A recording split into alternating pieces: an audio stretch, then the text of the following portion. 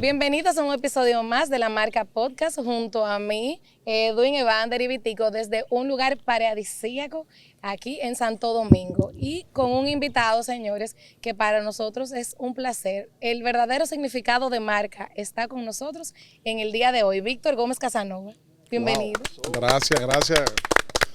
¿Me permite una copia de esa presentación, por favor? Claro, te la vamos a mandar. Muy honrado de recibirles aquí en Vistas Golf y Country Club, así como dice nuestra querida Patricia, es un pedacito de cielo aquí en la tierra. Y así nos sentimos, gracias por recibirnos.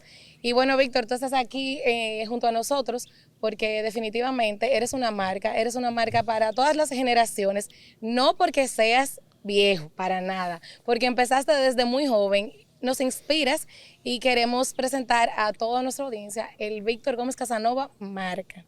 Y vamos a empezar de una vez preguntándote si esto ha sido producto del día a día o si en algún momento tú te sentaste a replantear lo que era Víctor Gómez Casanova como marca. Lo estoy haciendo ahora, si tú supieras. O sea, yo ahora mismo, en esta etapa de mi vida en la que estoy, es que me considero ya con la experiencia o la madurez o comprendiendo algunas situaciones de la vida en la que me he tomado el tiempo de sentarme, pensar, analizar qué hacer conmigo y con mi vida desde el punto de vista profesional como una marca. Y estoy trabajando un rebranding de mi marca, pero no lo había hecho antes. Lamentablemente no tenía la experiencia o la capacidad o el conocimiento suficiente de estos tiempos modernos de hoy, que ya sí hay marketing, hay branding, hay rebranding y todas estas herramientas tan importantes que deben ser llevadas no solamente al orden profesional, sino también personal, porque cuando tú evalúas lo que es el reposicionamiento de tu personal branding, de tu branding personal frente al mercado, tú puedes adoptar esa misma estrategia para hacerlo intuito persona, o sea, para tu familia, para tu empresa, para tus proyectos y de manera personal para la organización interna de cada ser humano.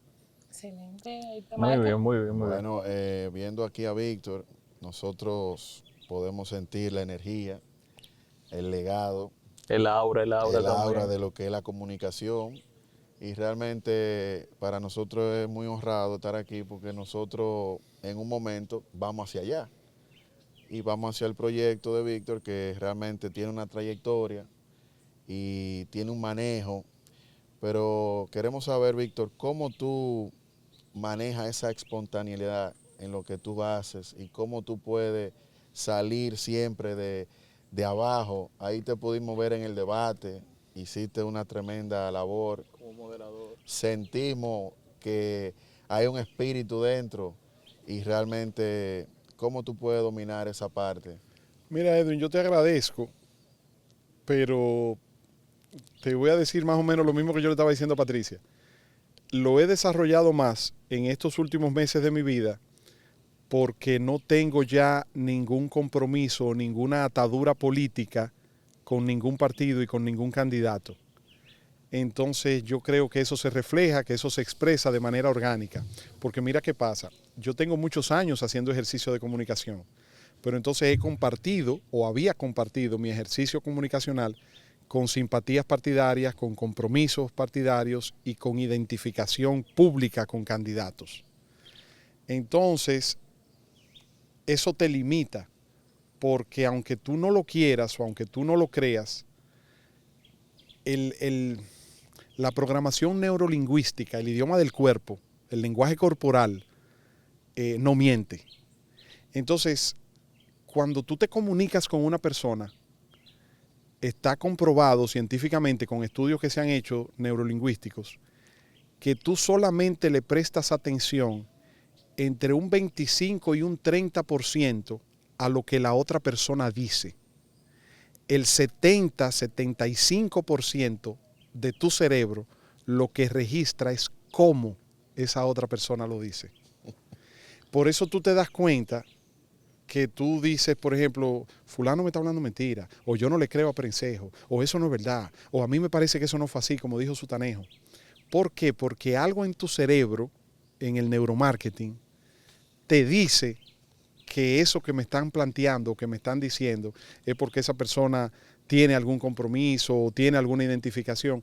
Entonces eso atenta contra la imparcialidad y más aún contra la objetividad, porque tú puedes ser parcial frente a los medios de comunicación. O sea, Patricia está aquí frente a un micrófono y ella trabaja con ustedes en la marca podcast. Y cuando yo la veo, yo sé que yo estoy viendo a una dirigente política del PLD y una candidata a diputada. Pero mi cerebro me dice, ahora mismo ella no está en función de promocionarse como candidata o no está cumpliendo con una función de defender un punto de vista político de su partido.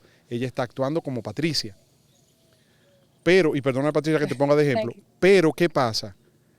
Que cuando yo tenía ese compromiso, yo tenía que tener cuidado con lo que yo decía o con cómo lo decía, porque se podía ofender fulano, perencejo, me llamaba sutanejo, y mira, ten cuidado, porque si tú dices esto, se puede interpretar que fue que fulano te mandó, que es una línea de perencejo. Entonces, aunque yo intentara tener objetividad, porque parcialidad no la tenía, imparcialidad no la tenía, todo el mundo sabía cuál era mi simpatía, pero yo trataba de ser objetivo, pero se cuestionaba mi objetividad también, porque yo estaba vinculado. Entonces, es como el refrán, que en este mundo traidor nada es verdad ni es mentira, todo depende del color del cristal con que se mira, la famosa frase de José Campoamor. Entonces, ahora, por primera vez en mi vida, yo participo en un proceso electoral sin estar vinculado a ningún partido, y por primera vez yo estoy viendo el juego no desde el dogado, sino desde las gradas, desde los bliches. ¿Y te gusta? Y me gusta, le he cogido, tú no te imaginas lo bien que me siento. Sí, porque es chulo. Yo puedo decir lo que yo pienso y lo que yo creo. Y perdóname, no quiero sonar. Y me importa si te gustó o no te gustó. Yo estoy diciendo en base a lo que yo creo, no a lo que no a lo que yo crea que a ti te gusta o que tú quieres oír de mí. No. Por ejemplo, yo escribí un artículo la semana pasada donde para mí, independientemente de los resultados de las elecciones, los 4 grandes ganadores de este proceso electoral han sido Luis Abinader, Omar Fernández, Zoraima Cuello y Carolina Mejía. Y yo explico por qué. Luis Abinader, porque hace unos años Luis Abinader era la tallota y Luis Abinader nadie le suponía capacidad para ser presidente, ni en tigueraje político. Pero lo veían. Él dice que la tallota está cogiendo que sabor. está cogiendo sabor. Eso hay que resaltarlo. Mira, creo que se ha pasado. Pienso que sí. Lo tiene chiquitico los otros. ¿Tú entiendes? Entonces eso me da a mí fundamento para yo decir, yo puedo estar equivocado, yo no soy el dueño de la verdad, pero yo creo que por eso Luis Abinader ha demostrado en este proceso garras, tigueraje, y entonces eso le ha permitido su marca personal transformarla. Hace 4 años la marca de Luis Abinader era una tallota, hace 8 años la marca de Luis Abinader era un dirigente semidesconocido. Bueno, pues ya hoy, en el 2024, mi respeto, presidente, hay que quitarse el sombrero y decirle a usted, porque ha logrado un posicionamiento de su marca, siendo el líder absoluto de su partido, se convertiría en el primer presidente de origen PRDista en reelegirse. Sí. Ha mantenido una estabilidad macroeconómica en sus ejecutorias, ha logrado un posicionamiento para los candidatos de su partido que han sido apoyados por él, y eso tú no lo puedes negar. A ti te puede gustar o no gustar, pero tú no lo puedes negar. Entonces, en el caso de Omar Fernández, óyeme, pero yo creo que huelga explicarlo, un jovencito, un muchachito de 33 años, abogado, que termina su primer periodo como diputado y se proyecta como candidato a senador de la capital, con unas expectativas de simpatías que despierta intuito persona. Él es hijo de Leonel Fernández, pero la simpatía que despierta no es Leonel, que la despierta es él. Yo tengo una apuesta, yo digo que Omar Fernández va a sacar más votos como candidato a senador en la capital que Abel Martínez, que Leonel Fernández y que Miguel Vargas juntos, que son los 3 candidatos de los 3 partidos que soportan su candidatura. ¿Estás seguro de lo que está diciendo? Yo lo afirmo y me atrevo a que lo veamos después que pasen las elecciones. Bueno, la cara de Omar como candidato a senador en la capital va a ser marcada más veces que las caras de Abel Martínez como candidato presidencial del PLD, que Leonel Fernández como candidato presidencial de la Fuerza del Pueblo y que Miguel Vargas como candidato presidencial del PRD. Habrá un fraccionamiento porque el joven, independientemente de que gane o no, despierta un nivel de simpatía que van a ir PRMistas y van a decir yo voy a votar por Luis y por Omar. Habrán dirigentes del PLD que van a decir yo no voy a votar ni por Luis ni por Leonel, yo voy a votar por Omar. Y yo, o sea, él despierta una pasión e independientemente de que gane o pierda la senaduría, ya él ha ganado. En el caso de Zoraima Cuello era prácticamente una desconocida hasta hace unos días. Habló Abel bien. Martínez la escoge como candidata vicepresidencial por su talento, por su capacidad como una tecnócrata, una mujer con experiencia en asuntos de Estado. Quienes tenemos el privilegio de conocerla y haber trabajado con ella y tratarla, sabemos eso y no nos sorprende su capacidad demostrada ni su elocuencia. Pero para quienes no le conocían, que eran la mayoría del pueblo dominicano, se sorprendieron y vieron su talento y su capacidad. Entonces, para mí, eso la hace gran ganadora de este proceso. Y Carolina Mejía, porque hace unos años la referencia de la marca de Carolina Mejía era la hija de Hipólito. Sí, Ya no, ya no. ya es la secretaria general del PRM, ya es la primera mujer alcaldesa de la capital, reelecta y una precandidata a la presidencia que se ve con proyección y con condiciones y capacidad para poder ser candidata. ¿Cree usted que Carolina podría ser la primera mujer en ocupar la presidencia de la República? No solamente lo creo, sino que lo quisiera. Yo estoy loco por ver la República Dominicana siendo gobernada por una mujer. Sea Carolina Mejía, sea Margarita Cedeño, sea Soraima Cuello, sea Raquel Peña. ¿Tú entiendes? No te menciono a Doña Milagro porque, pero también, o sea, creo que fue una oportunidad tremenda de la doctora Ortiz Bosch. O sea, Bueno, que Milagro fue que le abrió el paso a las mujeres en el poder. claro que ejecutivo. sí, claro que sí. Aquí hay 3 grandes mujeres, aquí hay 4 grandes mujeres, 5. Aquí hay 5 grandes mujeres a quien la historia en un momento dado tiene que hacerle un justo reconocimiento. En primer lugar, doña Carmen Mendoza de Corniel, fue la primera mujer senadora de la República Dominicana. Doña Bernardino, doña Minerva Bernardino, fue la primera mujer embajadora de la República Dominicana ante la Organización de las Naciones Unidas. Está el caso de la doctora Milagros Ortiz Bosch, que fue la primera mujer vicepresidenta de la República.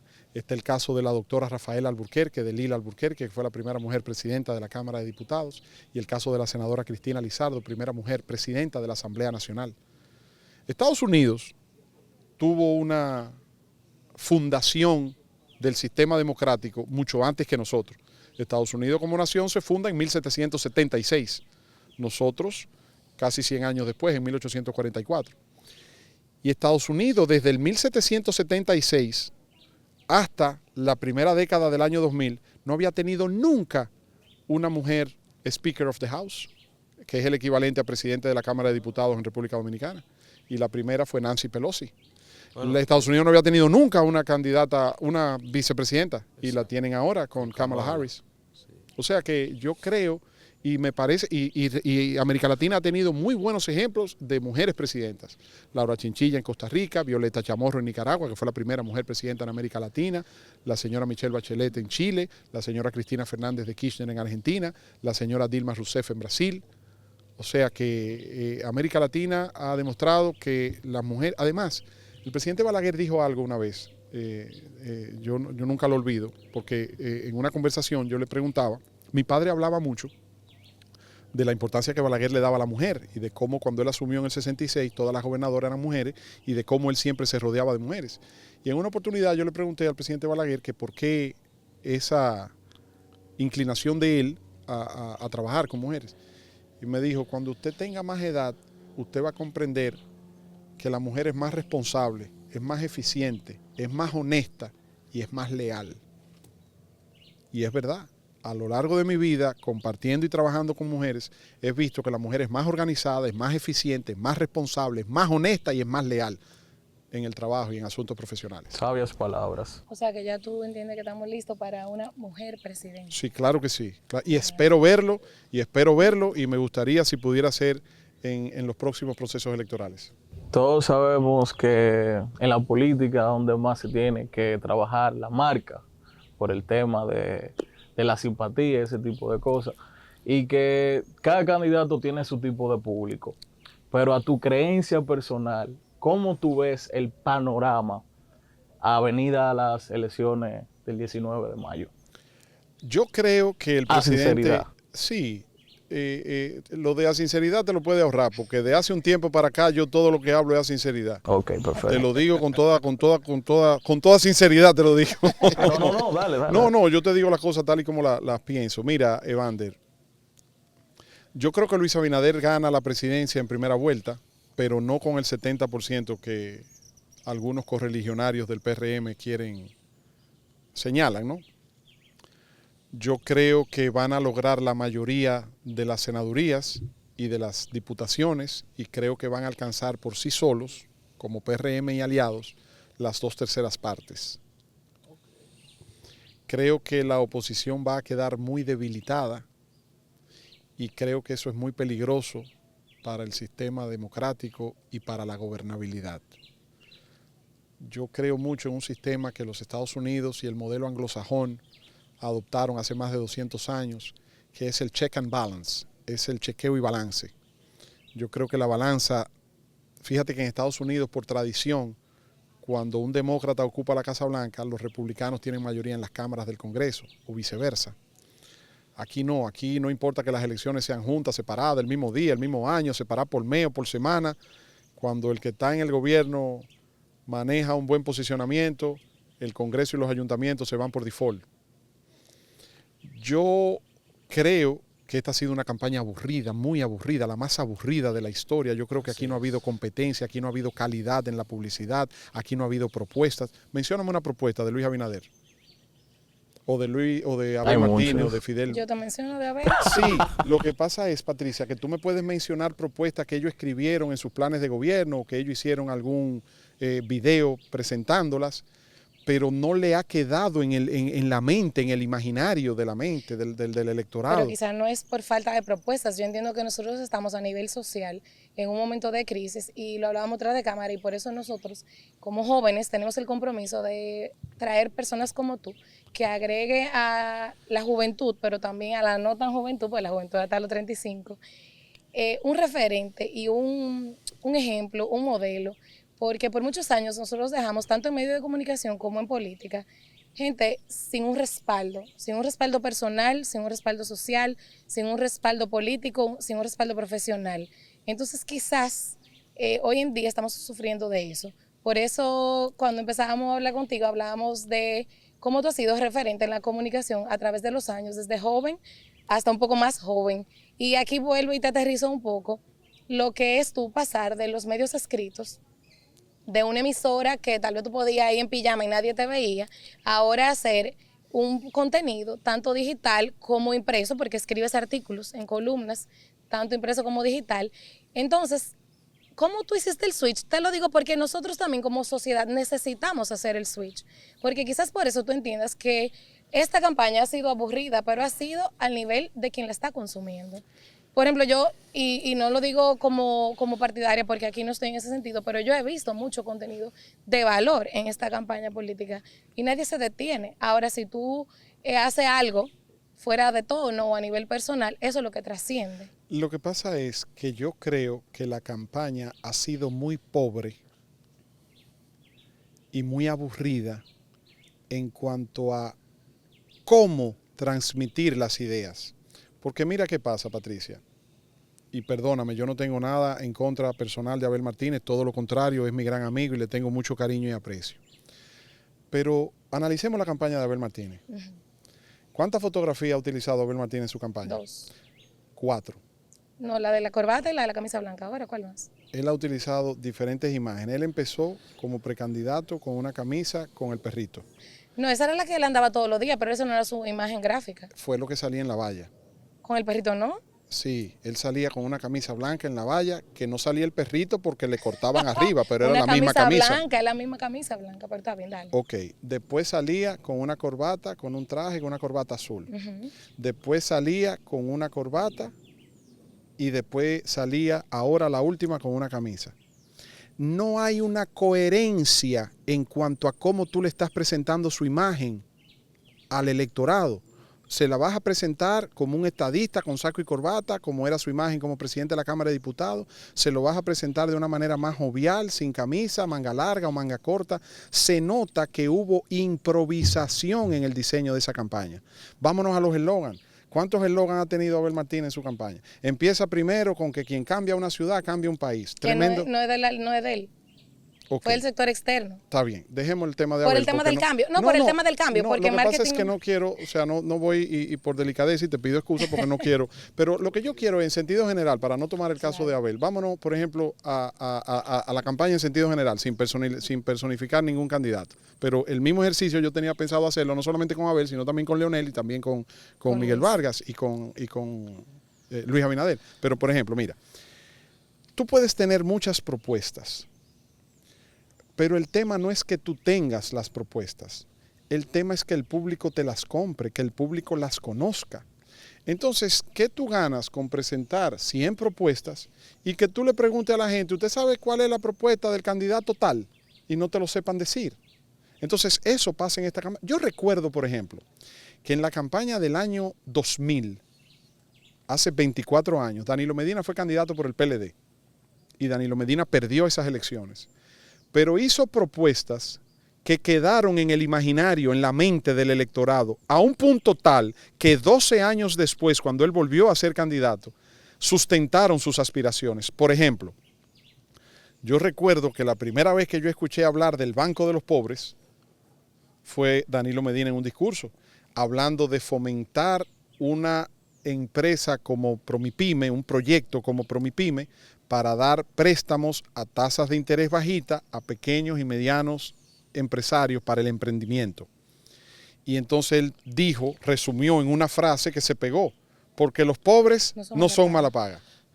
Yo recuerdo que él hablaba de que para exportar alimentos producidos en República Dominicana no se debía tomar en cuenta únicamente que esos alimentos salieran de las fronteras dominicanas, sino que los turistas que consumían en hoteles también debían ser tomados en cuenta como exportación de esos alimentos, porque el turismo consume alimentos dominicanos, pero en estómagos de turistas extranjeros. Entonces, yo recuerdo que él hablaba de que la tanda de educación en los liceos y escuelas públicas tenía que ser extendida, porque antes eran desde las 8 de la mañana hasta la 1 de la tarde y se le daba un desayuno escolar, y él decía, no, yo quiero tener la oportunidad de ser presidente para poder hacer una tanda extendida desde las 8 de la mañana hasta las 5 de la tarde, y entonces que en vez de un desayuno escolar, los estudiantes tengan un desayuno escolar, una merienda escolar y un almuerzo escolar. Entonces, todo eso fueron propuestas interesantes.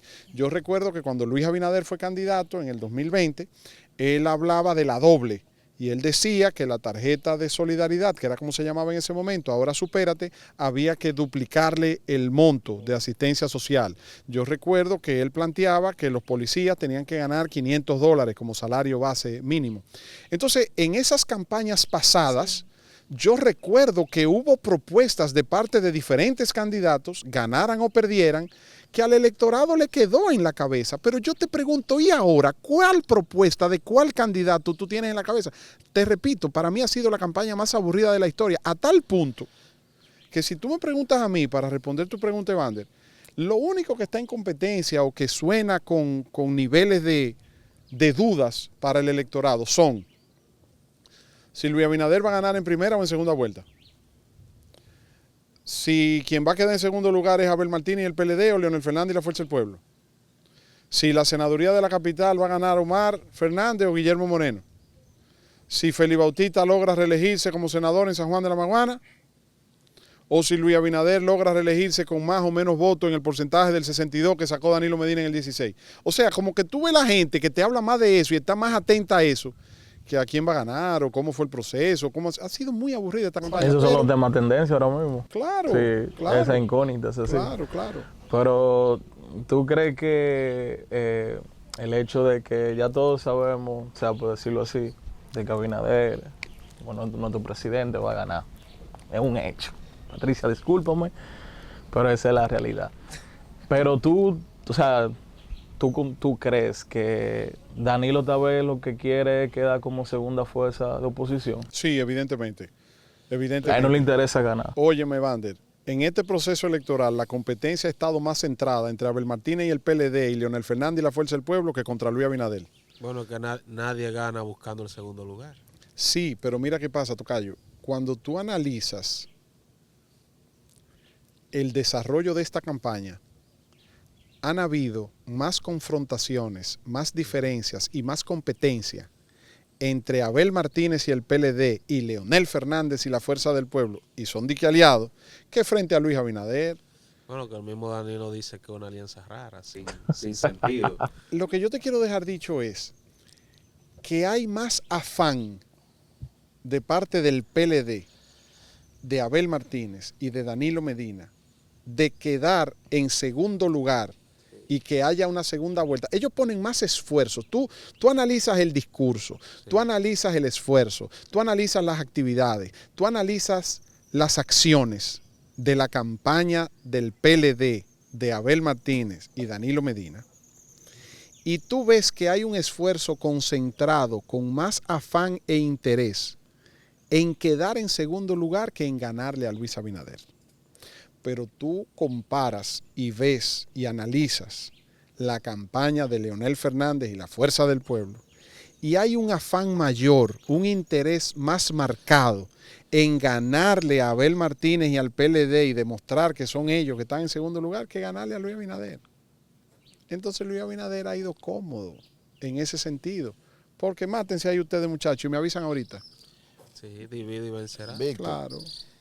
vemos que tú eres un Eso es lo consultor. mismo, se repite la historia, porque eso fue lo mismo que pasó cuando Balaguer en el 86 con Peña Gómez y Jacobo. Fue lo mismo que pasó en el 90 con Juan Bosch y Peña Gómez. Fue lo mismo que pasó en el 96 cuando Leonel Fernández asume entre Peña Gómez y Jacinto Peinado compitiendo en ese proceso. Cuando tú divides las fuerzas de oposición, tú vas más cómodo.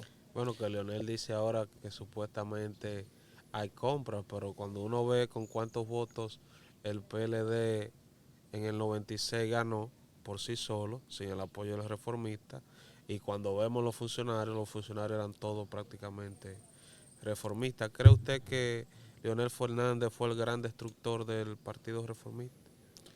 Yo pensaba eso al principio, pero ya no pienso así, porque con los años tú te das cuenta que él lo que hizo fue aprovechar su oportunidad. ¿Tú qué hubieses hecho? Lo mismo. Exacto, exacto. Entonces yo lo veía como el usurpador o como el secuestrador del Partido Reformista, y durante muchos años, inclusive lo he conversado personalmente con él, yo durante muchos años lo veía como el vecino que entra a tu casa y se lleva los muebles y tú entiendes, como que se aprovecha y se apropia de tu gente, de tu familia, de tu casa. Pero posteriormente lo analicé, o sea, Leonel Fernández fue el heredero político de Balaguer. Balaguer no tuvo un heredero político dentro del Partido Reformista, lo tuvo fuera con la figura de Leonel Fernández. Como el PRD tuvo como heredero no a Miguel Vargas ni a ningún dirigente a lo interno del PRD, sino a Luis Abinader después que salieron del PRD y se convirtieron en el PRM. Es lo mismo, pero también pasó con Peña Gómez. Cuando Bosch renuncia del PRD, quien hereda el PRD es Peña Gómez, aunque don Antonio, Jacobo y Salvador fueron los presidentes. El líder y armador de ese partido fue Peña Gómez hasta después de muerto, porque gran parte del triunfo de las elecciones municipales y congresuales del 98 y de las presidenciales de Hipólito en el 2000 estuvo basado en esa deuda social, en ese sentimiento, en esa emoción de Peña Gómez, que había fallecido poco tiempo antes. Bueno, ya que tú estabas en esas elecciones, yo quiero preguntarte algo, porque yo he escuchado muchos corridos. ¿Es cierto que Balaguer fue el ideólogo de la campaña contra Peña Gómez de que no era dominicano? No, Balaguer lo que fue el ideólogo de que Peña Gómez fuera presidente si no era Fernando Álvarez el vicepresidente. Y yo te aseguro a ti, como hijo de PRDista que tú eres y como joven, que si Peña Gómez no hubiese llevado a Fernando Álvarez Bogar como candidato vicepresidencial, la historia se hubiese escrito diferente y Peña Gómez hubiese sido presidente en el 96 y Balaguer no hace el Frente Patriótico.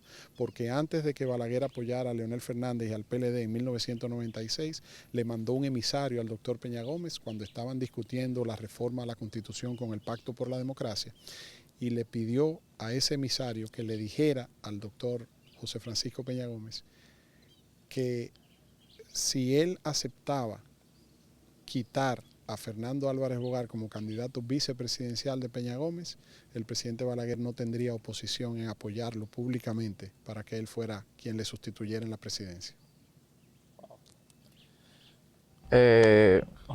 En las elecciones municipales pasadas se crea una tendencia en cuanto a que mucha gente opinaron por vía de Twitter de que la alianza no tuvo ningún significado. ¿Cuál alianza? Entre PLD, Fuerza del Pueblo, PRD. La alianza Rescate RD. La alianza que hay que rescatar. por el tema del porcentaje que tuvieron la mayoría de los candidatos del PRM y ese tipo de cosas. Pero ¿tú crees que si el PLD no se hubiese dividido en ese entonces, o le hubiese podido hacer un mejor frente al PRM actualmente? Yo creo que si Danilo Medina no le coge el teléfono a Pompeo y hace lo que tenía que hacer en el 20, hoy Luis Abinader no fuera presidente. Bueno, que yo te veía que tú eras el que más promovía la reforma constitucional. ¿A qué se debía? A mi convicción, porque ya yo no estoy en el gobierno, ni estoy buscando un decreto, ni estoy buscando una posición, y te lo estoy diciendo igualito, y me puedo, tú pudieras como PRMista decir, mira Víctor hablando, cuando yo te hablo en esta etapa de mi vida, yo te hablo conforme a lo que yo creo. Si a ti no te gusta o tú te sientes mal, te pido excusa, no es mi intención ofenderte ni hacerte sentir mal, pero yo te estoy diciendo lo que yo creo. Si Danilo Medina no le coge el teléfono a Pompeo o no le para y dice vamos allá y se presenta como candidato, Luis Abinader no fuera hoy el presidente de la República. Y Leonel Fernández hubiese tenido un comportamiento político distinto. Porque también tú tienes que entender una cosa. Leonel Fernández hubiese podido aceptar una candidatura. Yo no te digo que la iba a aceptar y que le iba a aplaudir y que le iba a celebrar un cumpleaños a Danilo como candidato nuevamente. Pero no hubiese tenido la argumentación. Tú le hubiese quitado... Mira, te lo pongo de esta manera. No es lo mismo que Leonel Fernández en el 2019 dijera, me venció el Estado, que me venció Gonzalo. Porque si el candidato del PLD para las elecciones del 20 hubiese sido Danilo Medina, con los niveles de simpatía que todavía presentaba, con la fuerza y la estructura gubernamental y con el PLD con los niveles de aceptación y de simpatía que tenía en ese momento, yo te aseguro a ti que Leonel Fernández lo hubiese pensado 2 veces para irse del PLD. Pero al ser la herramienta de Gonzalo, de la figura política de Gonzalo, no solamente que se sintió humillado, es que es una humillación. Y no todo el mundo tiene la entereza que tuvo el doctor Peña Gómez, porque fue más humillación para Peña Gómez perder de Leonel que de Leonel perder de Gonzalo. Víctor, pero... ¿Tú entiendes? O sea, analízalo. Peña Gómez perder de Leonel Fernández en el 96 tiene que haber sido 1.000.000 de veces más frustrante que Leonel perder de Gonzalo en el 20, en las primarias del 19 del PLD. Pero Peña Gómez no había sido presidente, Leonel Fernández sí. Peña Gómez era el presidente del PRD y quien lo estaba derrotando era una persona fuera de su partido. En el caso de Leonel, en esa situación sí fue más humillante porque era dentro de su propio partido e impuesto por el entonces presidente al que Leonel había apoyado para que ganara como presidente en el 12. Entonces, tú has oído el refrán que dice que el corazón de la llama nada más lo conoce el cuchillo. ¿Tú sabes por qué la marca? Ahorita cuando Edwin hablaba de la marca y Patricia también, que hablábamos de la marca y Edwin decía, no, que la marca política, todos somos una marca y en todo hay un personal branding, hay una marca. Pero en la actividad política es donde la marca se hace más difícil de administrar. ¿Tú sabes por qué? Edwin tiene un restaurante. Administrar la marca de un restaurante se fundamenta y se basa en el inventario, en la ubicación, en la calidad del servicio, en la capacidad del personal de la cocina para producir y cocer los alimentos. Y entonces tú ofreces una experiencia gastronómica y tu marca se construye en base a tu inventario en almacén, tu capacidad de producción, tu calidad del servicio, tu ambientación, tu locación. Son aspectos que no están 100% vinculados con la parte humana. Hay productos de por medio que intervienen factores químicos, que intervienen factores económicos, que intervienen factores de otra índole. La política es una ciencia 100% humana, 100% human. Entonces, ¿a ti no te pasa que a veces tú amaneces sin ganas, deseo de que levantarte? Sí. O que tú tienes un compromiso con Patricia a las 10 y tú a la persona que tú menos quieres ver ese día es a Patricia, pero ya tú tienes el compromiso a las 10 y ya tú tienes algo que tienes que tratar con ella. Entonces tú no sabes cómo tú vas a reaccionar en esa reunión con ella. Pero si ella amaneció a través ese día también porque tuvo un pleito, porque tuvo una situación, o porque arrastra una situación que no es contigo, que es de ella, como la que tú arrastras es tuya, no es de ella. Pero cuando ustedes se encuentran en esa reunión, yo te aseguro a ti que no hay un buen ambiente, mejor posponla. Entonces, las relaciones humanas son que marcan la marca de la imagen política de cada individuo. Y por eso se hace tan difícil en la política manejar un branding, manejar un personal branding, una marca.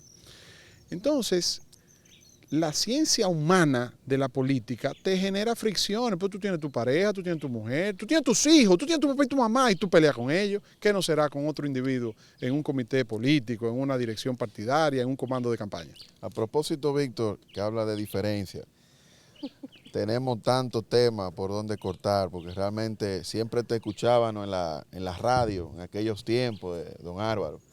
Siempre tenía un privilegio contigo. ¿Cómo logra usted ganarse el respeto siempre que Álvaro le manifestaba a usted? Mi maestro, don Álvaro Arbelo Hijo. Yo compartía mucho con... Yo compartía, perdón. Álvaro Arbelo. La enciclopedia humana. Enciclopedia humana. Tú sabes que yo compartía más con don Alvarito fuera de cabina que en cabina. Porque desde niño yo me crié siempre al lado de mi papá. Y entonces, mientras mis hermanos estaban montando bicicleta, jugando pelota, yo estaba ayudando a mi papá a organizar los libros, los archivos de su biblioteca, o como decía mi mamá, comiendo boca en las reuniones políticas de mi papá. Entonces, yo siempre tuve desde niño, por eso yo empecé muy temprano, desde niño yo siempre tuve oportunidad de compartir y aprender de personas mayores, de más edad que yo, y vivir de sus experiencias y escuchar sus anécdotas y preguntar. Y lo que yo oía de uno, yo lo anotaba, lo registraba, gracias a Dios creo que tengo una memoria buena, entonces iba y le preguntaba al otro y cruzaba datos. Entonces, cuando yo tengo la oportunidad y el privilegio de conocer a don Álvaro y trabajar con él, ya mi papá me había dicho y me había contado varias anécdotas de quién era don Álvaro y de su papá, de don Neno Arbelo, que se llamaba igual que él, Álvaro Arbelo, que había sido juez de la Junta Central Electoral en los 12 años, cuando don Álvaro era periodista, reportero y redactor de los periódicos El Caribe, La Nación y El Nacional, y articulista. Entonces yo me adentré en el seno de su familia y él me acogió. Entonces yo compartía mucho con él, con su esposa, doña Ivette, con sus hijos, con Mario, con Karina, con Vanessa, con Claudia, y fue una bonita experiencia y una etapa de la que yo me siento muy agradecido y honrado y de la que le doy gracias a Dios, porque imagínate tú, yo tengo un compadre mío, Luis González, que el compadre me decía, compadre, la verdad que usted es un privilegiado de la vida, porque usted tiene a su papá en su casa y a don Álvaro en la emisora. Y es verdad, yo no tenía que googlear nada. Yo no usaba Google. Yo le preguntaba a papá o le preguntaba a don Alvarito. Con ese tema, Víctor, de la juventud y las dos cosas, la experiencia, porque queremos dejar un mensaje en la juventud. Se puede estar entre adultos, se puede leer mucho, se puede estudiar mucho y no ser aburrido. O sea, tú bailas, tú salías cuando tú eras joven, tú ibas a fiestas. Sí. Sabemos de tu trayectoria familiar que tienes junto a Clara muchísimos años juntos, o sea, creo que igual de edad tienen los dos, pero también hay un tema en la juventud que, bueno, entonces tal vez Víctor es aburrido, o se puede manejar las dos cosas para inspirar a los jóvenes a leer, a estudiar y también a salir. Mira, yo no te voy a decir que era... Un canero.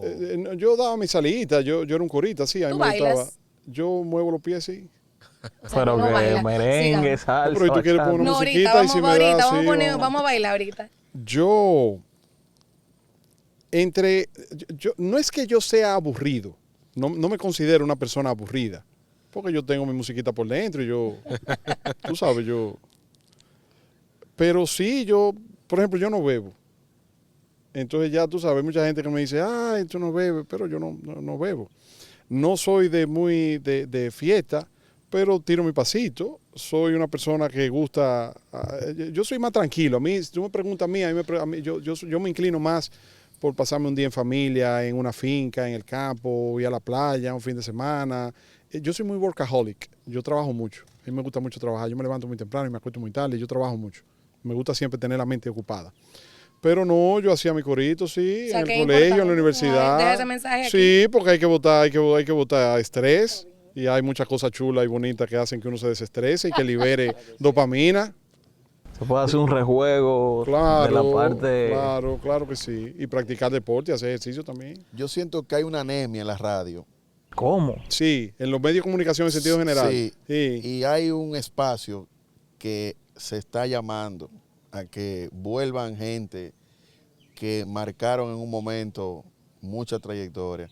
Recuerdo en esos años que ustedes siempre en la radio llevaban un tema, se aprendía, había una cultura de escucharlo, esos comentarios íconos siempre. ¿Crees tú que la comunicación está en decadencia? No, yo no te diría que esté en decadencia, yo lo que te diría es que está en una fase de transformación, que está en una fase De transición. de transición, sí, y es normal, porque ha existido siempre. Mira, antes, por ejemplo, en el siglo XVII, siglo XVIII, la comunicación era por ave.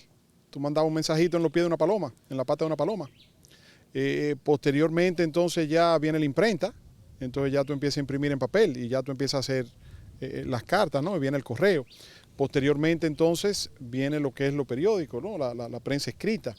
Entonces, posteriormente viene la radio y ya tú empiezas a escuchar. Posteriormente viene la televisión y ya tú escuchas y ves. ¿Tú entiendes? Entonces, ya posteriormente viene el internet, que ya entonces es con la computadora. Entonces, después entra el celular. Y entonces ya antes, por ejemplo, cuando yo era chiquito, yo me acuerdo que mi mamá salía de la casa de mi abuela y ella me llamaba por teléfono antes de salir de la casa de mi abuela y me decía que prendiera la televisión para que viéramos la novela. Entonces nosotros veíamos una novela que se llamaba Leonela.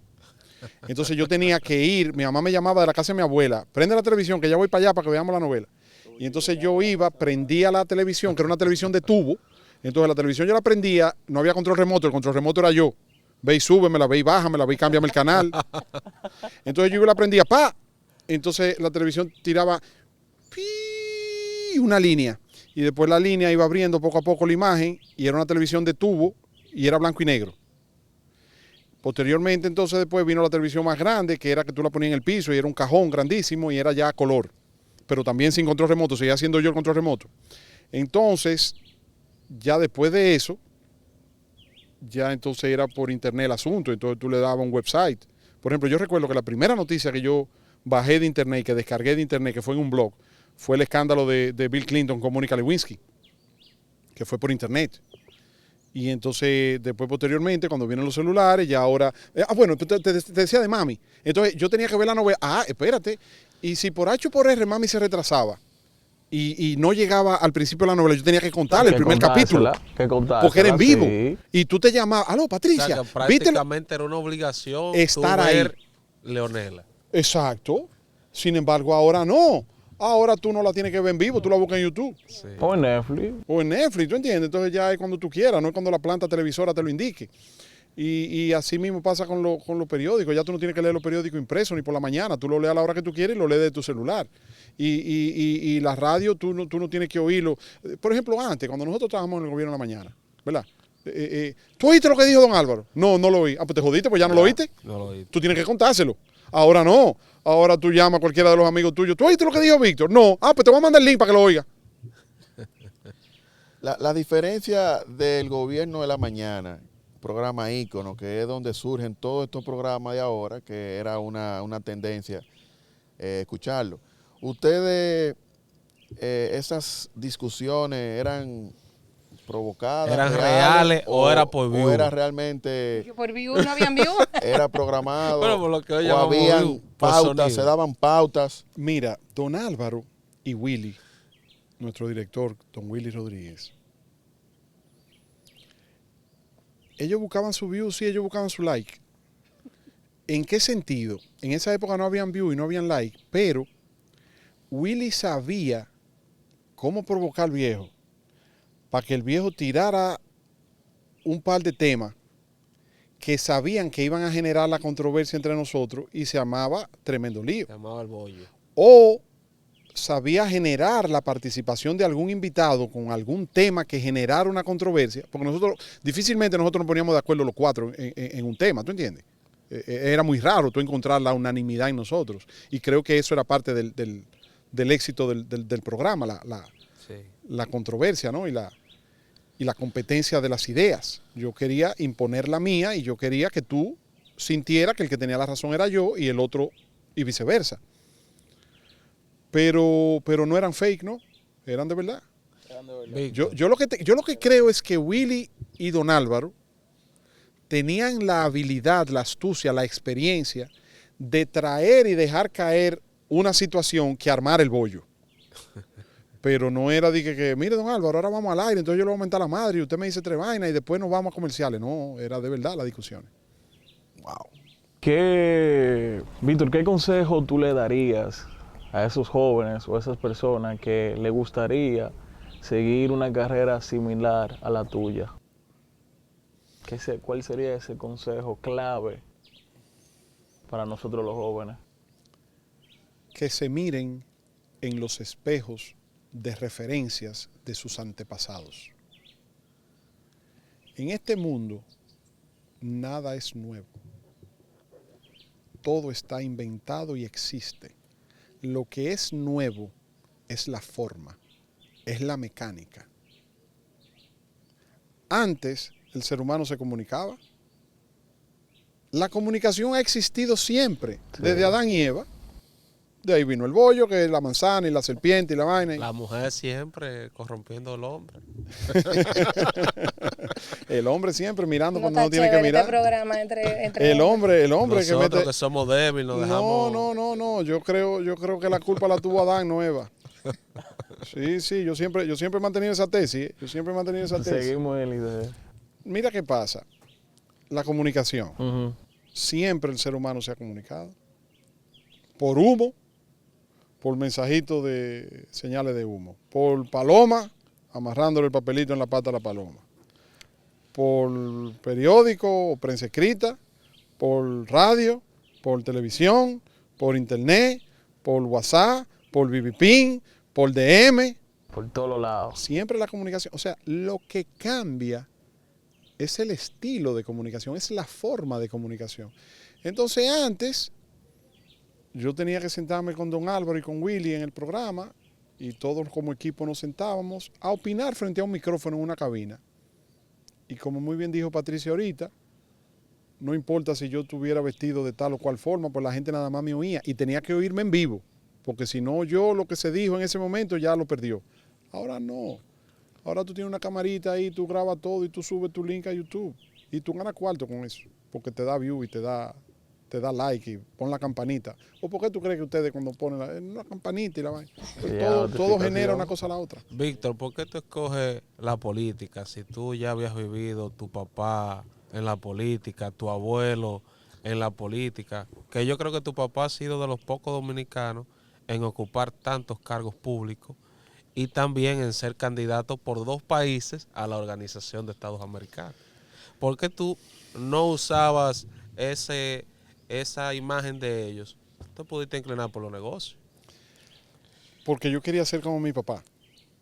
Y entonces el ejemplo de mi papá, yo siempre quise seguirle los pasos y ser como él. Entonces yo no tuve La sangre. No. Yo siempre quise ser como mi papá y seguirle los pasos a mi papá. Y entré a la política porque mi papá era político y yo quería ser político igual que mi papá. Pero me faltó un detallito importante. La época en la que mi papá fue político, las condiciones de la sociedad en la que mi papá fue político y las herramientas que se utilizaban en la época en que mi papá fue político no son las mismas de hoy día. Y él me lo aconsejó que no lo hiciera y yo lamentablemente no me llevé de su Estaba consejo. opuesto él a que tú fueras político. Sí. Oye, una anécdota te voy a contar. Mi papá me agarra un día. Yo estaba trabajando con don Jacinto Peinado en las elecciones de 1996 en la juventud del Partido Reformista. Y entonces me promovían para que fuera presidente de la juventud. Y papá me llama y me dice, mira, deja eso. No te metas en eso.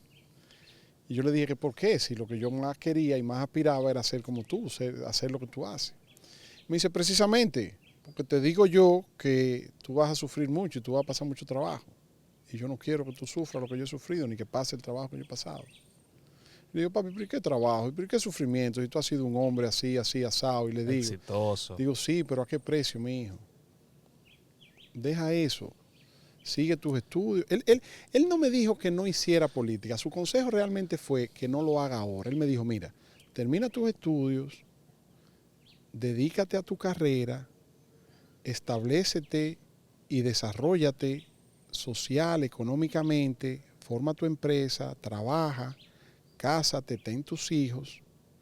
Y una vez tú te sientas ya con una edad madura, Realizado, por ejemplo. entonces tú decides entrar a la actividad política. Pero no lo hagas ahora tan joven. Digo, sí, porque tú empezaste un viejo en la política, ¿verdad? Me dice, pero mi hijo, precisamente porque yo te lo estoy diciendo, es que yo te recomiendo que no lo hagas. Y entonces yo no me llevé de él. Bueno, está bien. Pasó lo que tenía que pasar. Unos años después, mi hijo Edwin tenía 17 años y él cumple los 18 el 25 de julio. Entonces, él no tenía edad para ser candidato a regidor porque como candidato a regidor tú tienes que tener 18 años. Sí. Pero como él lo cumplía el 25 de julio, si él resultaba electo, él podía asumir la regiduría porque para el 16 de agosto ya hubiese cumplido los 18 años. Entonces, como padre, yo tenía que firmarle un documento aceptando que él se postule y se presente como candidato a regidor para las elecciones. Entonces Miguel Vargas habló con él y él va donde mí y me dice, papi, tío Miguel habló conmigo y el mismo Miguel me lo había dicho. Y ellos quieren que yo sea el candidato más joven porque Hugo Vera va a estar aspirando a la sindicatura por el PRD y yo quiero ser candidato. Y yo le transmití a mi hijo el mismo consejo que mi papá me había transmitido a mí. Y yo le dije a mi hijo, deja eso para después, dedícate, sigue tus estudios, deja eso para más adelante. Lo mismo que me dijo mi papá. Entonces mi hijo me responde y me dice, papi, pero desde que yo tengo uso de razón, yo estoy saliendo contigo a los viajes tuyos al interior, donde tú le dices a los jóvenes que tienen que involucrarse en política y que tienen que participar en política. Entonces yo que soy tu hijo y soy joven y quiero participar en política, a mí tú me dices que no. Oye, ¿por dónde? Oye, ¿qué tablazo me dio? Pude una foto con usted y el pequeño, sí. Ya lo sabe. Entonces yo le he dicho, mi hijo, sí, pero yo le iba a decir, te confieso que yo le iba a decir, sí, mi hijo, pero eso es para los jóvenes, no para ti, pero no me atreví. Porque... Entonces le digo, sí, mi hijo, tú tienes razón, pero lo que pasa es, papá, que la política, y entonces no encontraba, me empecé a gaguear, y yo no encontraba cómo decirle que no me meten eso. Y entonces me dice él, pero dime, papi, ¿por qué es que tú no quieres que yo haga? Le digo, ay, mi hijo, mira la política, las decepciones, la hipocresía, la deslealtad, todo, ¿no? Y él me ve así y me dice, papi, pero eso no lo hay en la política nada más, eso lo hay en todas las actividades de la vida. Otra galleta. Te dejo una enseñanza. Porque eso es una, como tú dices, una ciencia humana y los humanos somos así. Le pagaste las vallas. Dijo, mira, mijo, pásame la vaina esa, que es lo que tengo que filmar ahí. O sea que lamentablemente o afortunadamente, cada cabeza es un mundo y cada quien. Yo lo que le aconsejo es a los jóvenes que estudien, lean y analicen la historia de quienes han transitado el camino que ellos quieren transitar antes que ellos. Porque si tú quieres ir para Santiago, no es lógico que yo analice cómo le fue a un santiaguero cuando salió de la capital para allá. Claro. Me va a decir que en Bonao hay un hoyo, que el puente está roto, que doble en La Vega. O sea, entonces es bueno, es inteligente, es de sabios aprender, tener referentes, verse en los espejos de las historias de vida de los demás. Quisiera hacerte una pregunta. Dale, todo lo que tú quieras. Tengo familia legisladores. Hay que finalizar. Y se la he hecho. ¿Y quién lo está votando ustedes de aquí? Se la he hecho. Tú sabes que ahora que tú arrancas. Víctor, ¿qué fue lo más difícil de tu trayectoria en esos 6 años de legislador?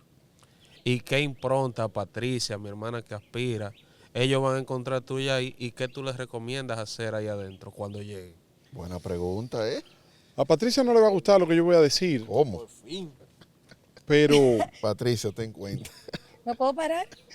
Para ser legislador hay que tener un temperamento que a mí me costó bastante.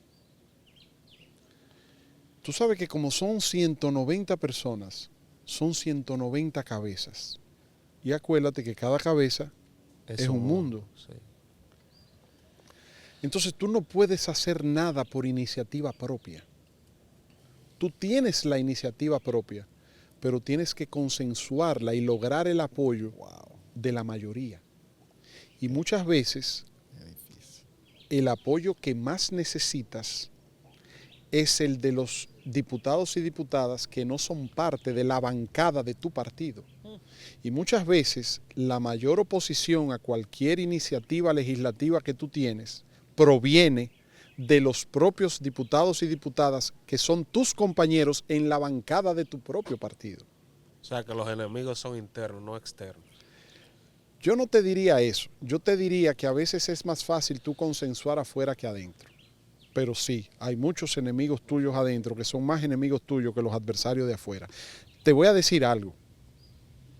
Yo he aprendido que en política, a lo interno de tu partido tú tienes enemigos y fuera de tu partido tú tienes adversarios.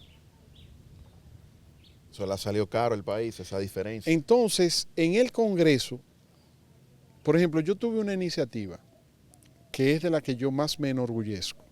Okay. Pero al mismo tiempo es de la que llevo la mayor frustración.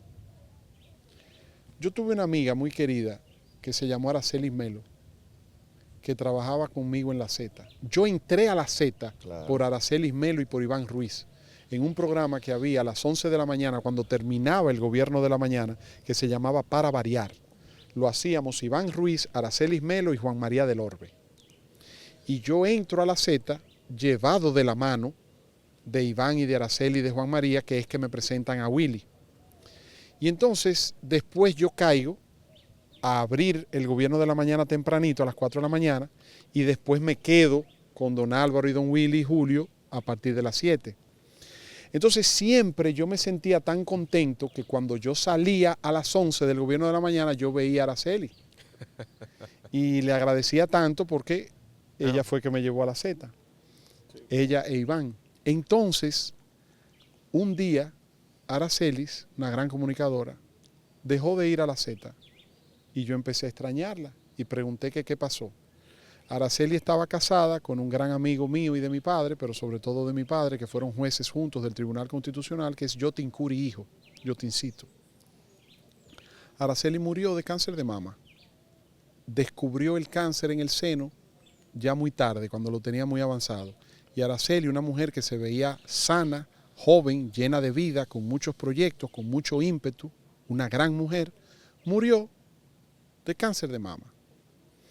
Yo empiezo a leer y a estudiar sobre el cáncer de mama y me entero que el cáncer de mama es el cáncer de mayor crecimiento de los últimos años en la humanidad y que le da tanto a los hombres, a las mujeres como a los hombres, y que es el cáncer que tiene el proceso de más fácil curación de todos los cánceres, pero con la condición que tiene que detectarse a tiempo, porque se cura y se extraen las células cancerígenas, pero tienes que descubrirlo a tiempo. Si lo descubres tarde, te mata. ¿Cómo mató a Araceli? Entonces, cuando yo entro como diputado, mi primera propuesta es que todas las empresas tengan que dedicarle a sus empleadas un espacio de tiempo y un apoyo económico para que vayan a hacerse la mamografía, porque la mamografía es lo que detecta la presencia de células cancerígenas en el seno de la mujer. Entonces me encontré tantas trabas en el camino, porque que si la ley tal, que si el código de trabajo, que si tú no puedes obligar a una empresa, que si eso es anticonstitucional, que si esto, que lo otro. Y entonces tuve que negociar o tuve que pactar que en vez de un proyecto de ley fuera un proyecto de resolución. Y tú no te imaginas la lucha. Óyeme, la gente no se imagina la lucha que tiene que coger un diputado o diputada, o un senador o senadora, para hacer que le aprueben una ley en el Congreso. Las que salen fáciles y aprueban fáciles son las que mandan los amigos tuyos para los préstamos, los proyectos, cuando se está en el gobierno y se tiene mayoría en el Congreso. Déjalo ahí. ¿Existe el hombre del maletín en el Congreso? Mira, no como lo pintan. O sea, no es verdad que hay un hombre que pasea por un maletín y va. Pero sí hay personas y empresas, en Estados Unidos está inclusive hasta regulado por lobby, por ley, el cabildeo. Sí. O sea, O sea, no es que yo me aparezco con un maletín y voy donde ti y te Ay, digo, gagueó, Edwin, gagueó. mira, no, porque Una hora más tarde pusimos a Víctor Gómez Casanova a gaguear en esta entrevista. te voy a explicar. Yo, por ejemplo, cuando era diputado, Edita María, sí. pregúntame qué era lo que más me pedía la gente. ¿Qué? Tú sabes que cuando tú tienes un apartamento del gobierno y tú vendes un apartamento del gobierno, tiene el Congreso que aprobar Claro. el traspaso. Claro. El traspaso, los Y hay una papeles. cantidad de apartamentos que se hicieron en los 80 y en los 90, en la época de Balaguer, que todavía los dueños de hoy lo compraron, pero no tienen sus títulos porque hay que hacer el traspaso y hay que aprobar. Y tú no te imaginas la cantidad de gente que llama y que va y que hace cita y que pide verte para que por favor, que mira, que apruébame esto, que entrame esto en agenda, que ponme esto. Siempre hay, pero también hay empresas y organizaciones y países que tienen interés en que tú le pases tal o cual proyecto, le apruebes tal o cual resolución Y ahí. y joden, llaman, boletan, visitan, te hacen un galdeo a cancha entera. ¿Cuál fue la payola más grande que tú viste en el gobierno de la mañana? O si se pasaba esos sobrecitos. Víctor, hazme este comentario a favor de fulano. Mira, yo no te puedo decir que me pasaban un sobre para que yo hiciera, pero yo sí payoleé a mucha gente. Porque cuando tú tienes una simpatía o tú tienes una identificación, por ejemplo, ¿tú sabes a quién yo payoleé mucho? Que me lo agradece y mira, yo no pensé que me lo iba a agradecer y que se iba a recordar de eso, a José Ignacio Paliza. Yo conocí a José Ignacio cuando José Ignacio era un carajito, porque yo era secretario general del Partido Reformista y él era asistente de Ramón Alburquerque, que era presidente del PRD. Oye. En el 2005, cuando nosotros estábamos haciendo la alianza rosada entre el Partido Reformista y el PRD, yo lo conocí y entonces yo sabía que era sobrino de don José Manuel y de doña Elena. Y yo lo vi, un chamaquito, él es más joven que yo. Y entonces yo veía a don Ramón y yo le preguntaba a don Ramón, a mí me cae bien ese muchachito, qué bueno que usted tiene ese muchachito, un muchachito bueno y eso.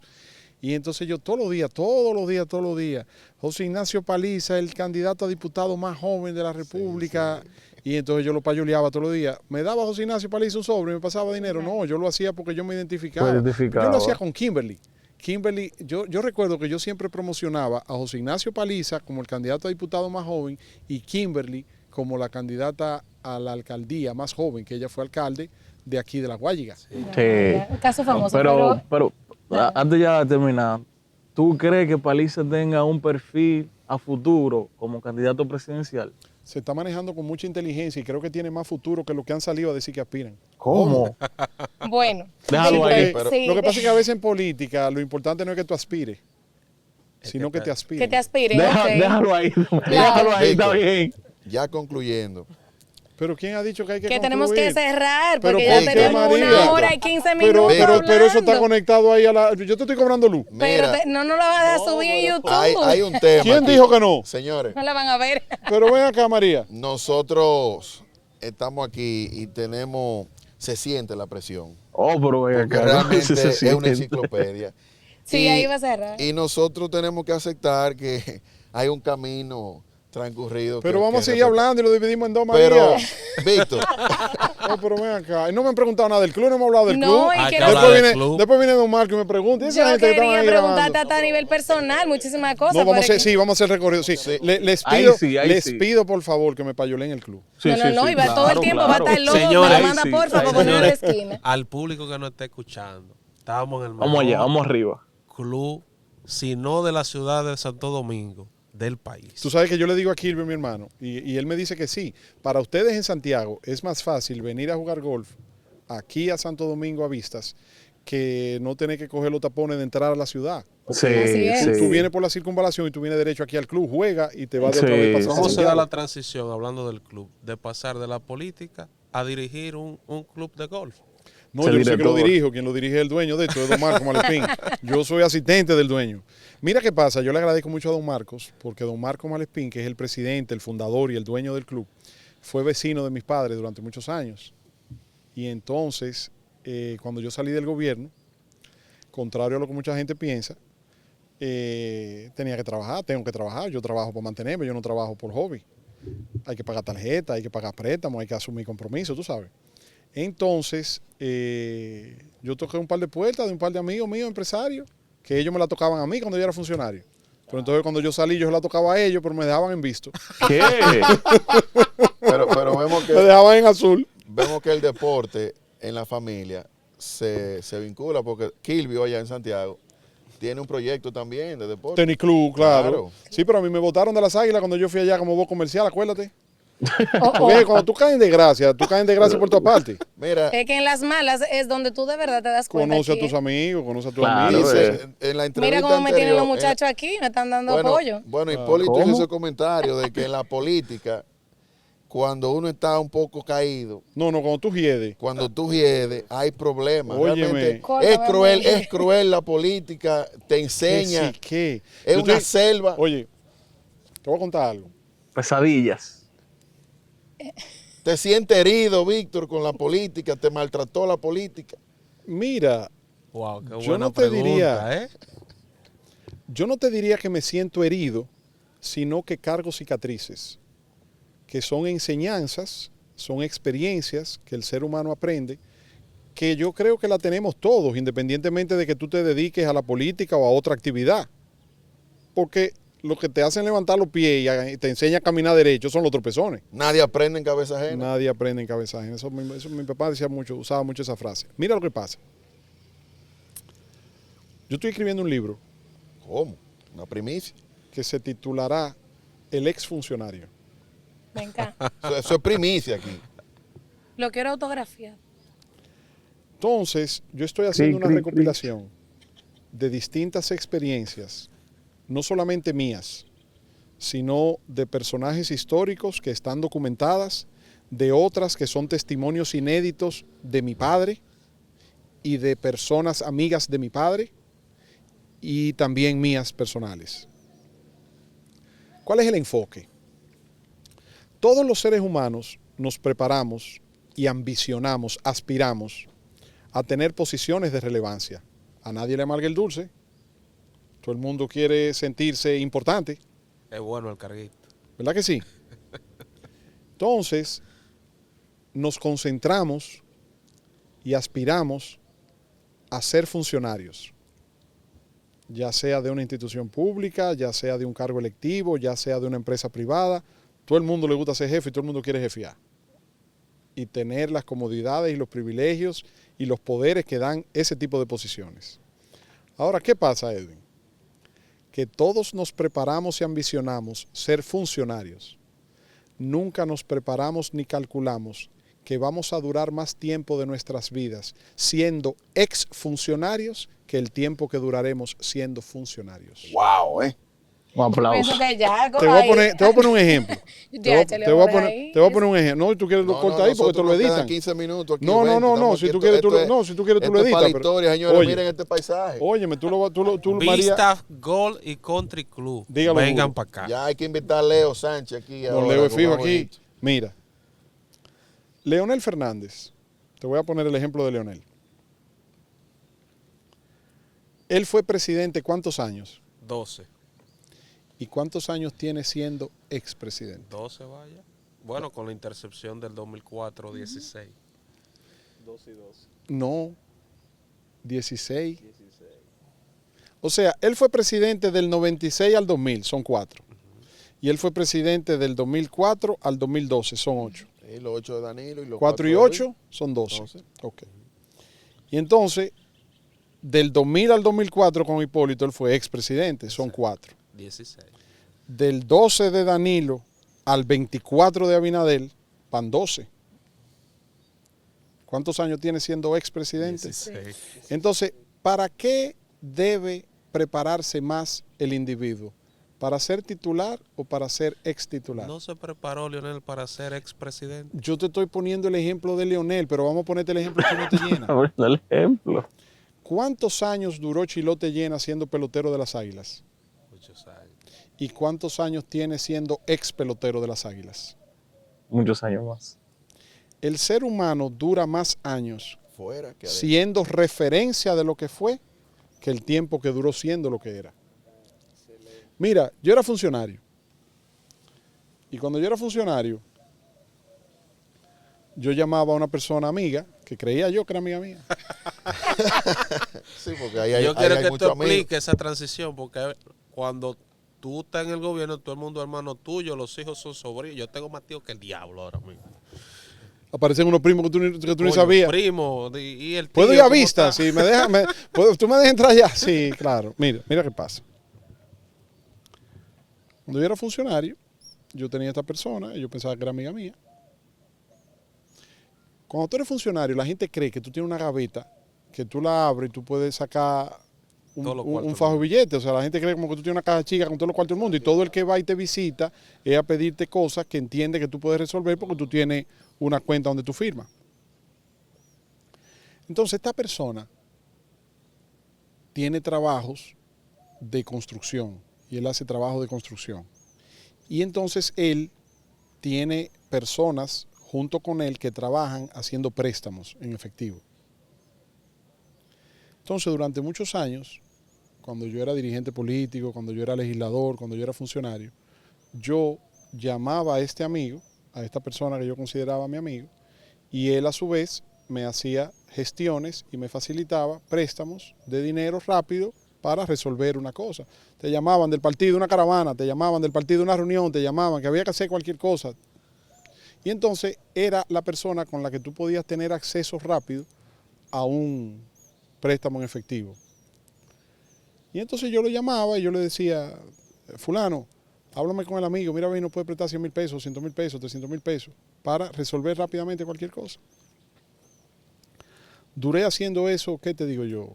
15 años, 20 años, toda mi vida.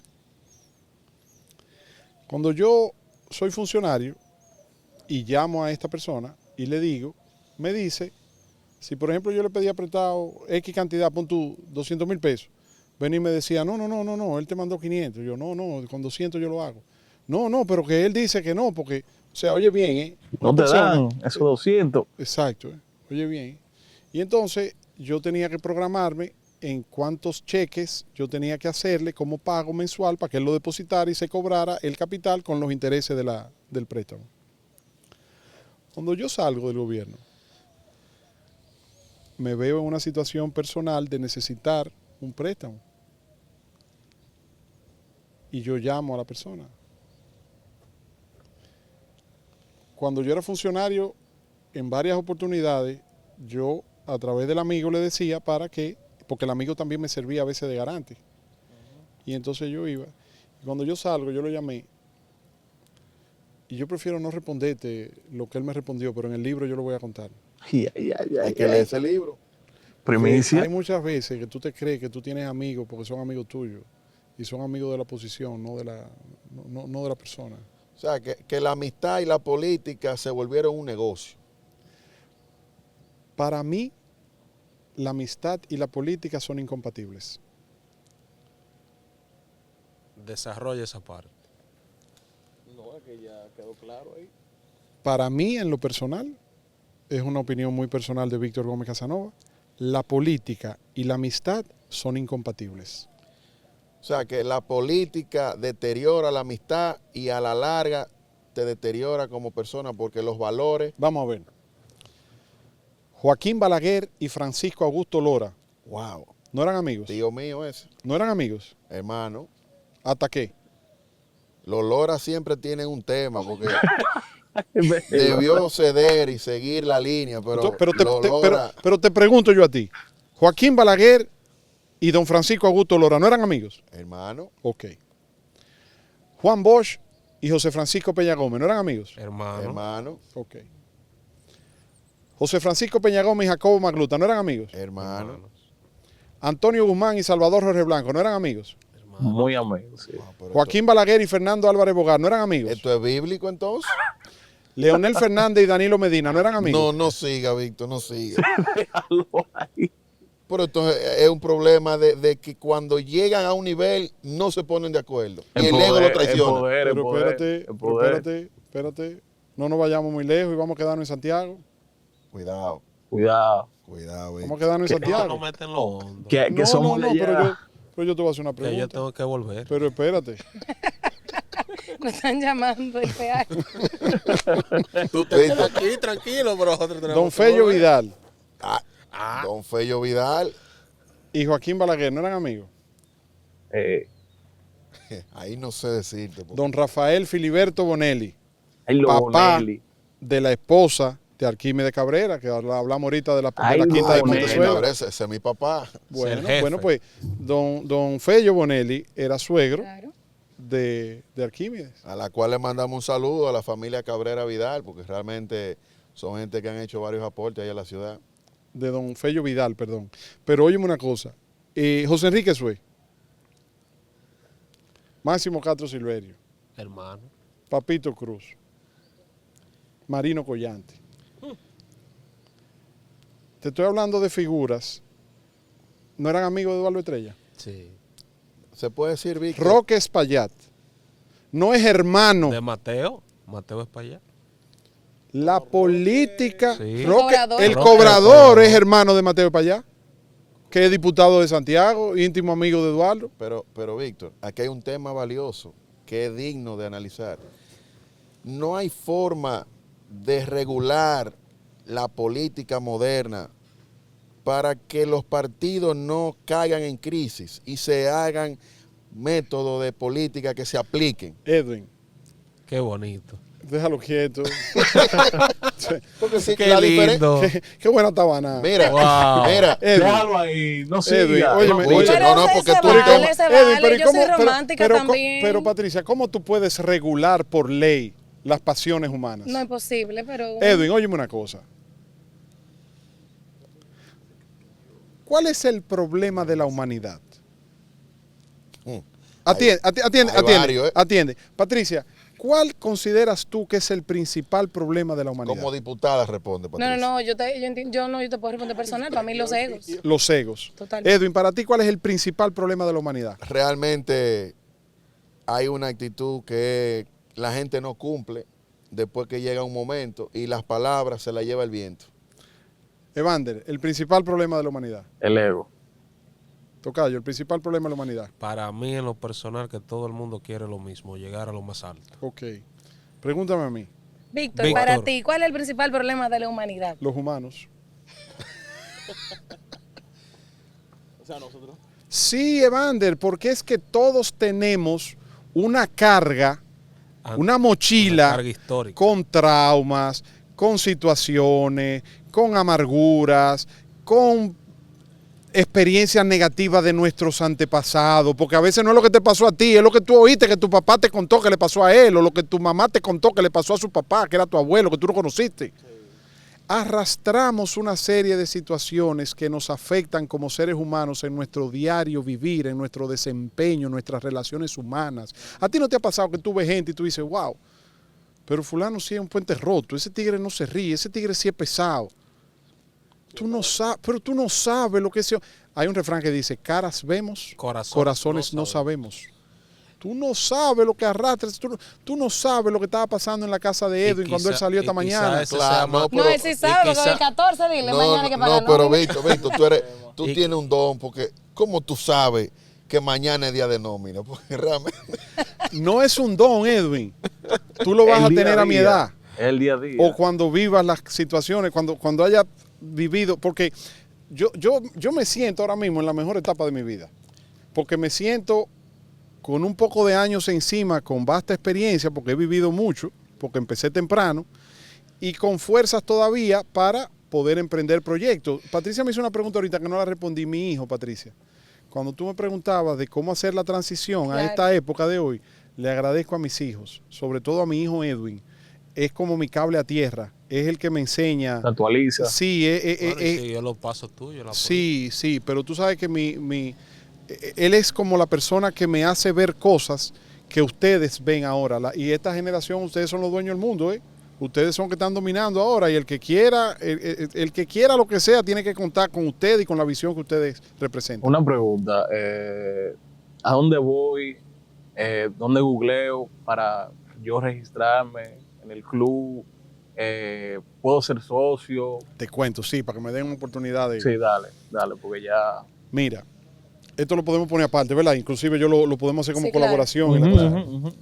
Mira, Vistas Golf y Country Club es un nuevo club social, deportivo, privado de la República Dominicana. Es el country club más nuevo del país. Fue construido hace casi 3 años. Se construyó y se desarrolló en medio de la pandemia y entonces abrimos las puertas oficialmente en el año 2022. Ay, coño, metí la pata y voy de nuevo. Sí, pues en 1900 me fui para atrás, María, ¿verdad? Lo cojo, ok. No, pero sí, Sí, dale. Vistas Golf y Country Club es el más nuevo country club de República Dominicana. Fue construido durante la pandemia. Es un country club deportivo, social, tiene campo de golf, canchas de tenis, canchas de pádel, piscina para adultos, piscina para niños, ecoparque. Es un proyecto turístico y deportivo, pero también con un sentido de cuidado ecológico. Como tú puedes ver aquí, todo lo que rodea es naturaleza, es montaña, es un ambiente.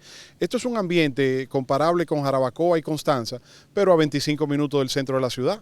Capital. Una gastronomía exquisita. Tiene restaurante, tiene casa club, tiene salones de eventos. Estamos ahora mismo terminando de construir, junto con las canchas de pádel, el salón de eventos más grande de toda la República Dominicana. Es un salón de eventos con capacidad para 4,000 personas. Wow.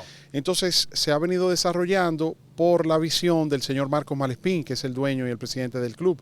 Entonces aquí tú puedes venir con tu familia para disfrutar de un buen ambiente, para tener actividades deportivas. Nuestro campo de golf es el campo de golf Signature de Greg Norman. Es un campo de golf de 18 hoyos. Y entonces esto aquí es un paraíso. Tú disfrutas viendo todos estos diferentes paisajes, le hace honor a su nombre, a Vistas. Y entonces se permite el acceso por membresía. Tú registras una membresía, te haces la solicitud y posteriormente entonces tanto tú como tu pareja, tus hijos, toda tu familia puede disfrutar de las áreas del club y ver las diferentes condiciones que ofrecemos, al igual que las membresías corporativas si lo quieres hacer a nombre de tu empresa. Excelente. Víctor, Epa. tú con esa capacidad y esa experiencia, ¿no te han llamado de algún partido para que tú seas una persona que asesore o deje un legado en los jóvenes? Porque vemos que los jóvenes quieren llegar a la política sin hacer trayectoria, sin hacer un trabajo de ideología. ¿Qué tú le puedes decir a esos jóvenes que quieren llegar al poder, a ocupar un puesto, simplemente sin tener ni 3 libros leídos? Estoy hablando con Patricia Arbaje para hacer una alianza estratégica. ¿Cómo? Pero tú no me habías dicho eso. Tú no me habías dicho diablo. Lo que pasa es que estábamos Ibas a hablando dejar de a la primicia, marca claro. fuera de eso. No, yo soy marca, donde a mí me ven, ven la marca. Oye, Wow. bien.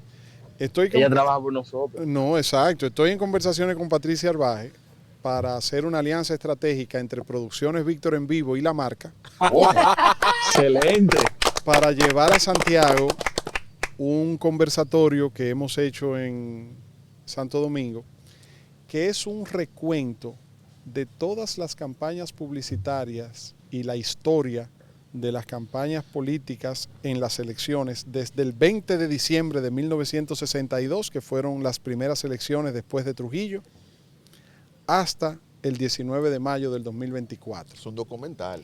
Bueno, Entonces, En una noche de vi gala. que tú hacías la historia de cómo Balaguer, de ser un cortesano de De Trujillo. pasó a ser prácticamente un adversario, porque las leyes más fuertes en contra de Trujillato las realizó Balaguer. Pero eso de la alianza Excelente. estratégica, déjame contarte, Víctor, ya para ir cerrando, porque tú sabes que no podemos seguir ocupándote, además que te queremos seguir sacando más contenido en lo adelante, que parte de que nosotros estemos aquí como marca es porque precisamente nosotros hemos descubierto en ti cómo nosotros podemos conectar con la historia y con lo moderno. Entonces, agradeciéndote el espacio, debemos de reconocer que esto ha sido mucho más de lo esperado, porque nos vamos de aquí no solamente con lo aprendido, no solamente con algunas lecciones de vida, sino también con unos proyectos. Así que vamos a tener que pedir permiso en Vistas y a la familia, porque te vamos a llevar a Santiago y queremos que tú seas parte de tu marca en nuestra marca. Así que gracias. Yo estoy muy entusiasmado con esa idea. Cuando Patricia y yo lo hablamos, le comenté también que le estaba explicando ahorita lo que hablé con Olga Lamarche, que también le comenté sobre ustedes. Y la idea es que nosotros pudiéramos convocar a los jóvenes de la sociedad de Santiago, independientemente de su simpatía partidaria. Esto no es partidario, esto es político, pero no partidario, para que conozcan de historia. Y a mí me encanta hablar de la historia, pasar informaciones, pasar testimonios. Yo siento que he sido un joven privilegiado porque por mi padre y por mi experiencia de vida tuve la oportunidad de aprender y conocer muchas cosas. Y qué chulo poder pasarlo y poder transmitirlo a nuevas generaciones. Yo feliz de hacerlo y entonces vamos para allá para que podamos juntos hacer eso. Excelente. Y muchas otras cosas que yo sé que van a ir surgiendo sobre la Claro, marcha. pues Claro. muchísimas gracias, Víctor, y muchísimas gracias a Vistas por abrirnos las puertas Gracias a de ustedes. este episodio que salió más largo, pero es que lo ameritabas. Señores, ameritaba. para concluir, queremos que Víctor se despida con una frase que lo represente desde hoy. Yo he leído un poquito, y de todos los personajes que yo he leído y de todas las frases que yo he leído, hay una en lo personal que es la que a mí más me hace sentir que me identifico con ella y que la repito constantemente. El respeto al derecho ajeno es la paz. Si los seres humanos comprendiéramos que nuestro derecho termina donde el de la otra persona empieza, viviríamos todos en paz 24/7, 365 días al año. Porque el problema básico de los seres humanos está en querer poner el derecho personal o la visión personal o el ego de nosotros por encima del derecho, de la oportunidad y del espacio de la otra persona. Excelente. Un aplauso. Un episodio histórico y de marca. Colega, y esto fue la... Marca Podcast.